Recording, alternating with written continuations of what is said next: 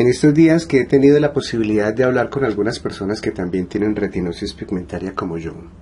Anteriormente lo hacía sobre todo por correspondencia electrónica, estos correos electrónicos que uno puede tener con otros afectados a partir de las redes sociales. Últimamente he podido hablar con gente que también está afectada como yo y he aprendido cosas que me parecieron muy interesantes, por lo que me decidí a grabarlas. Me parece que hay lecciones de vida muy interesantes que enriquecen el espíritu de una persona que tenga la actitud correcta. Por ejemplo, una de las cosas que he aprendido estos días es que hay dos aspectos en los que nos parecemos mucho, tenemos elementos comunes, las personas que estamos afectadas de retinosis, y son, una, tiene que ver con las preguntas que nos hacemos. Nos preguntamos desde cosas sencillas, como, y no es mi caso ni el de la mayoría, pero sí hay gente que inocente o ingenuamente se pregunta si comer zanahoria le va a ayudar a mejorar la visión, y de pronto hasta le quita la retinosis si come mucho, y en serio, hay gente que piensa eso. Hasta personas que han estudiado una carrera como la ingeniería o la química, ingeniería química o la física, por ejemplo, o médicos, que están a otro nivel y entonces, en vez de estar leyendo las recetas de las 100 formas de preparar la zanahoria, se leyeron el libro de Eva mitocondrial o del gen egoísta o del relojero ciego de Richard Dawkins, que tiene que ver con todo este asunto de las moléculas y cómo refutar la existencia de Dios a partir de las equivocaciones que se manifiestan en el diseño inteligente. Porque a veces se utiliza pues el diseño inteligente para hablar de Dios, como dice un teólogo que se llama William Paley, pero otras personas, como un biólogo que se llama, el que acabo de mencionar, Richard Dawkins, que escribió unos libros para mostrar que precisamente no se demuestra la existencia de Dios, sino todo lo contrario. Y es bien interesante. Mencionando ese libro, a mí me gustan los libros, me gusta la historia, entonces por eso me voy a detener de vez en cuando en los libros. Ese libro habla de cómo, bueno, dice el teólogo que esto está diseñado de manera que pareciera que lo hubiera hecho un relojero. Entonces dice el biólogo ateo que si hay un relojero que creó este universo y todo lo que se pueda ver, como en el caso del ojo, entonces en este caso al relojero, Dios, vendría siendo ciego. Y hablan del ojo, y el capítulo 1, el capítulo 2 especialmente, tienen cosas que son las que lo refutan más fuerte, y el capítulo 2 dice, bueno, no me voy a quedar en eso, pero hay libros que son muy interesantes. Entonces, así como esta persona que estudió física o química o que sabe de esto, está buscando a otro nivel, asimismo hay gente que tiene unas preguntas que son sencillas pero que también son importantes. O las cotidianas, como cómo voy a pagar el arriendo, la cuota de la casa, cómo voy a conseguir la comida, cómo voy a sacar adelante unos proyectos que se quedaron frustrados porque ya no puedo ver, con todo y las ayudas que hay ahorita para la rehabilitación de personas que tienen dificultades visuales.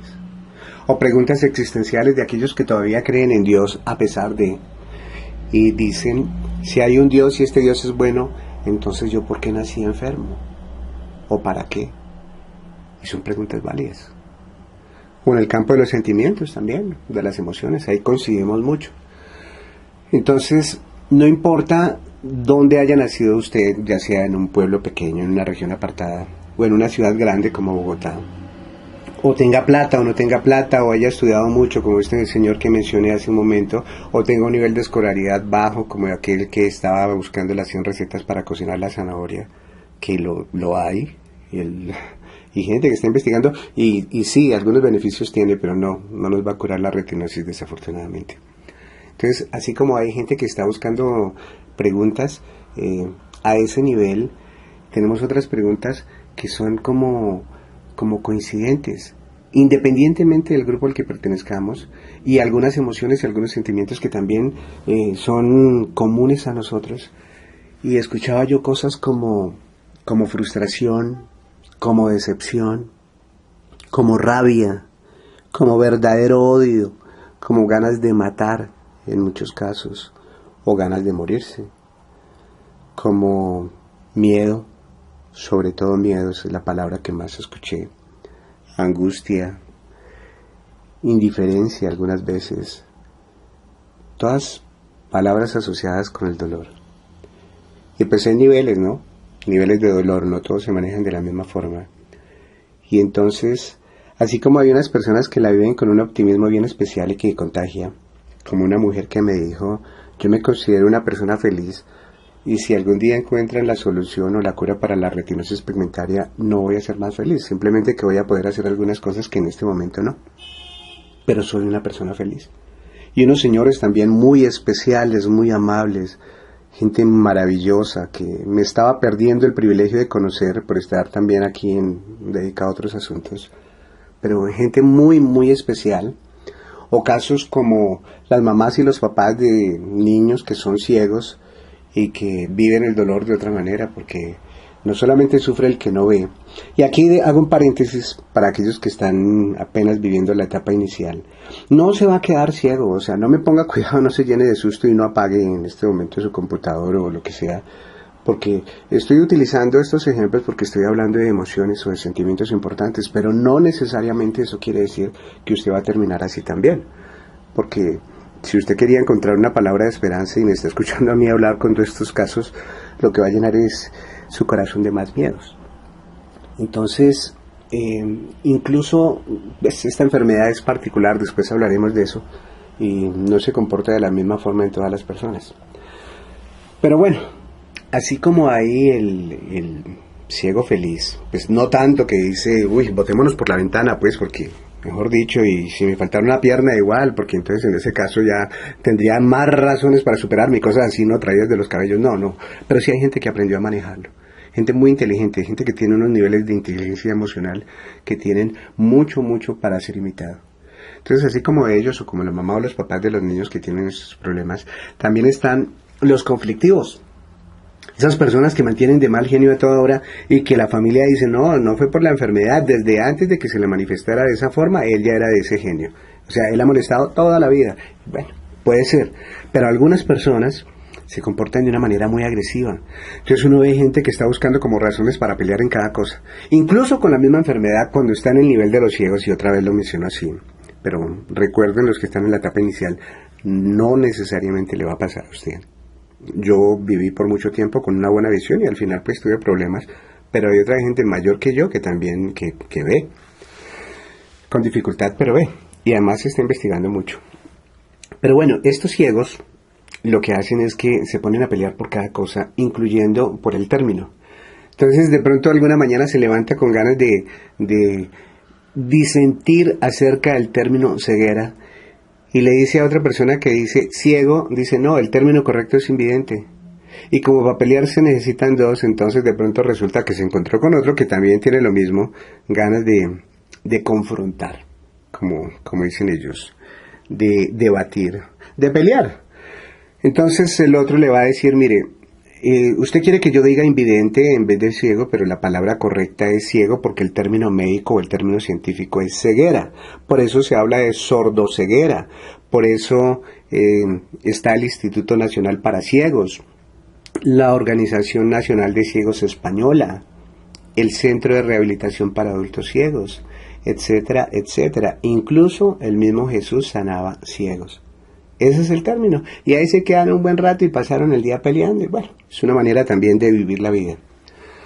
Entonces hay gente muy chévere, gente muy especial, y hay gente conflictiva, y hay de todo. Pero todos coincidimos más o menos en los mismos sentimientos, siendo el miedo como el mayor. Nuestro propio miedo. El monstruo con el que algunos se levantan cada mañana, y que tienen que aprender a sobrellevar o a pelear, porque algunos están en una pelea todo el tiempo con esa enfermedad, y ya más adelante voy a hablar de esto, no ahorita. Pero con respecto a las emociones, estas son las que más he escuchado. Y en las preguntas, pues teniendo en cuenta que hay preguntas de todo tipo, también pues hay como tres que son las más frecuentes, las más comunes, las obvias que se dan, que también quiero mencionar. Una, cuando nosotros nos damos cuenta de que, mire, aquí en Bogotá venden mazamorra en la calle, ¿se escucha? Con leche, panela y queso la mazamorra. Ok. Entonces, hay una primera pregunta que es como de sentido común, pues de tanto estrellarnos o no de ver de noche o de no ver de noche. porque eso es como la característica común de nuestra enfermedad, la ceguera nocturna. Y vamos al médico, doctor, ¿qué tengo? Los que tenemos un familiar con retinosis, pues ya más o menos sabemos de qué se trata. Pero cuando no, ¿qué tengo? Como en mi caso, por ejemplo, ni mi papá ni mi mamá pues manifestaron la enfermedad, aunque seguramente que portadores del gen, alguno de ellos por lo menos, y mi hermana y yo tenemos ahorita la deficiencia visual hasta el punto de que utilizamos un bastón cada uno. Pero esa es la primera que tengo. Entonces, por supuesto, ahora, con un estudio, pues, con todos estos equipos sofisticados y después de haber estudiado los síntomas, nos dan la sentencia, ¿no? A qué estamos condenados. Y ponen ese tono que ponen los jueces cuando condenan a una persona a 22 años de cárcel. Y en serio, póngale cuidado en las noticias y verá que es el mismo tono que ponen los oftalmólogos. Usted lo que tiene es retinosis pigmentaria. Es una enfermedad degenerativa, congénita. Entonces eso quiere decir que poco a poco va a ir avanzando y que usted la heredó. Entonces, si su papá y su mamá no le dejaron plata, entonces por lo menos le dejaron esto para que piensen ellos. Y sí, esos comentarios se han dicho, ¿no? Pero no, mi punto no es eso, no es como lo responden o no, porque independientemente así se lo digan a usted con un abrazo o se lo digan muy serio, el dolor de nosotros va a ser el mismo. Retinosis pigmentaria, una enfermedad degenerativa que en algunos casos va a terminar en ceguera. Y ahí viene el primer totazo. Y ese es el puño que nos deja por el piso. Después de eso, entonces, miramos al médico, los que tenemos un poco de visión, o como en mi caso me la diagnosticaron hace varios años. O la persona que nos está acompañando y, doctor, ¿y eso tiene cura? Y pues entonces ahí también ponen un tono así todo especial que parece que les enseñaran en algún semestre de la carrera. Y así como cuando le dice un médico a alguien que tiene cáncer o que se va a morir o que le va a cortar un brazo o que su hijo no va a nacer, y un tono especial siempre es el mismo. No tiene cura. Y por mucho le dan a uno unas recomendaciones de cómo hacer que se demore menos o que no avance tan rápido, con el cuidado de unas gafas especialmente, una dieta y otras cosas. Aquí en Colombia no se trata, por lo menos no que yo sepa, con fármacos recetados. No he conocido a alguien que me diga que el oftalmólogo le dio alguna medicina para hacer que esto fuera más lento, como pasa en Europa o en Estados Unidos. Y salimos de ahí mal, con ganas de morirnos, confundidos. Es un momento difícil. Yo recuerdo cuando le dijeron a mi papá y a mi mamá, yo tenía 8 años, pero la verdad yo no sentí mucho. Mi única incomodidad o pesar o tristeza era porque tenía que usar unas gafas verdes gruesas horribles.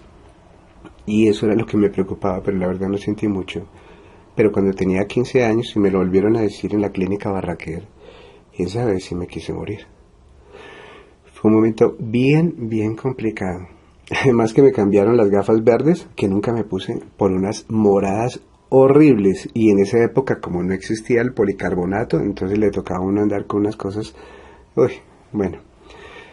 Y fue difícil y desde ese momento en adelante fue bien complicado, sobre todo porque no había tanta información como ahora.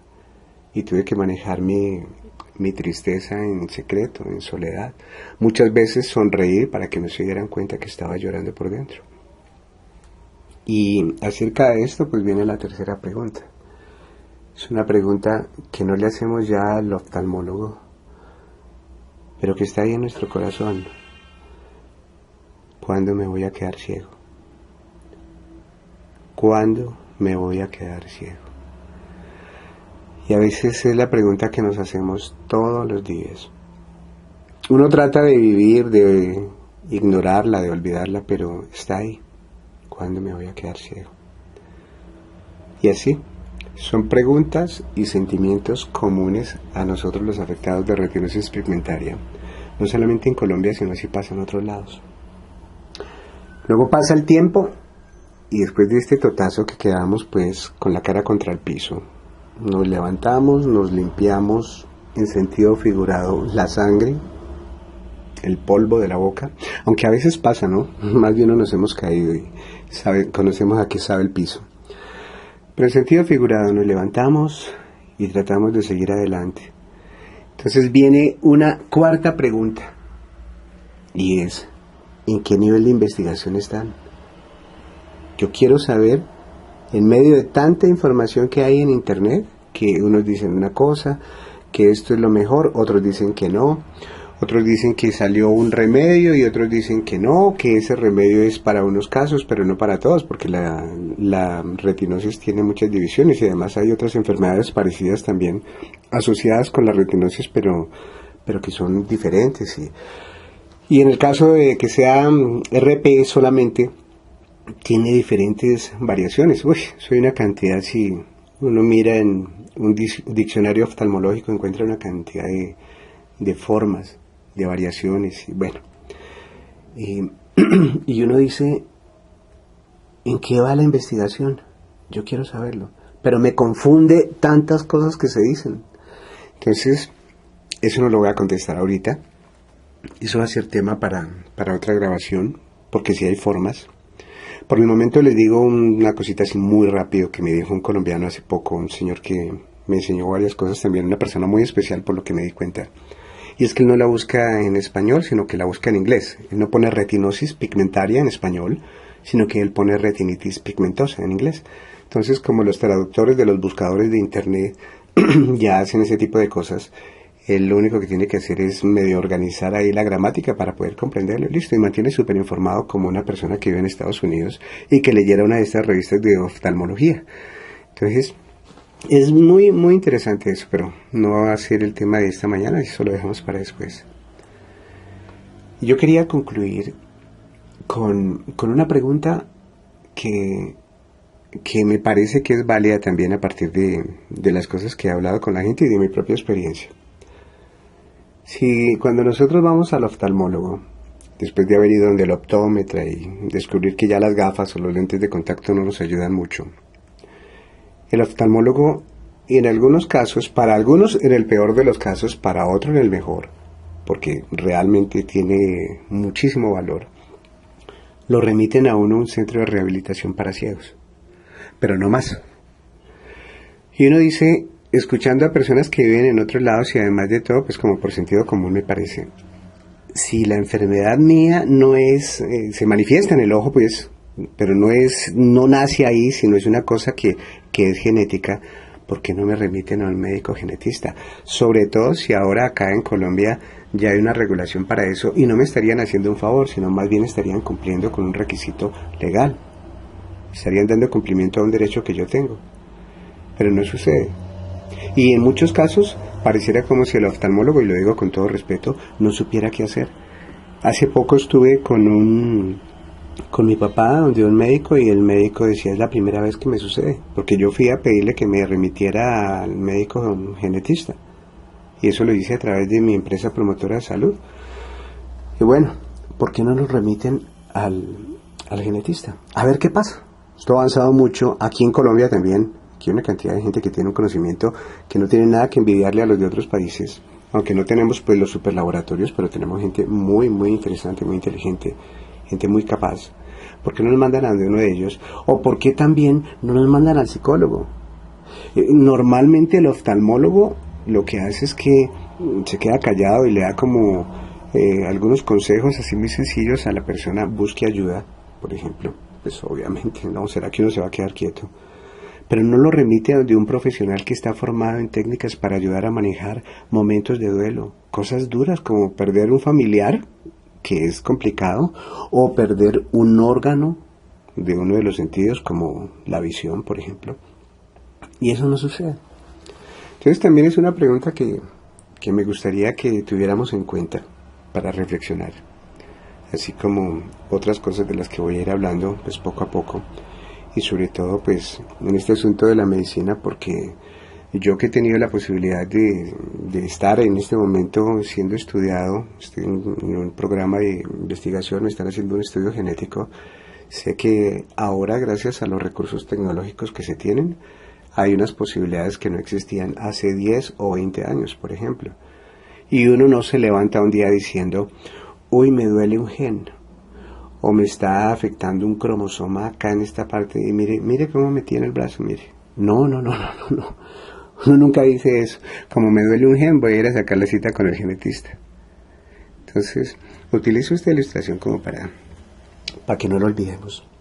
De las otras cosas voy a seguir hablando por el camino, comentando acerca de algunos libros, de algunas experiencias que he escuchado muy interesantes, y de fe también, porque eso es algo que me han dicho algunos, de fe. Hay gente que, como yo les he dicho a algunos, que yo soy cristiano practicante, o sea, yo creo en Dios, a pesar de que no puedo ver, pero creo en Dios. Entonces, ha sido mi fe la que me ha ayudado a vivir y a sobrevivir, más que a vivir en algunos casos, y a levantarme cada mañana con ganas de que pasen cosas buenas. Todos tenemos derecho a la esperanza.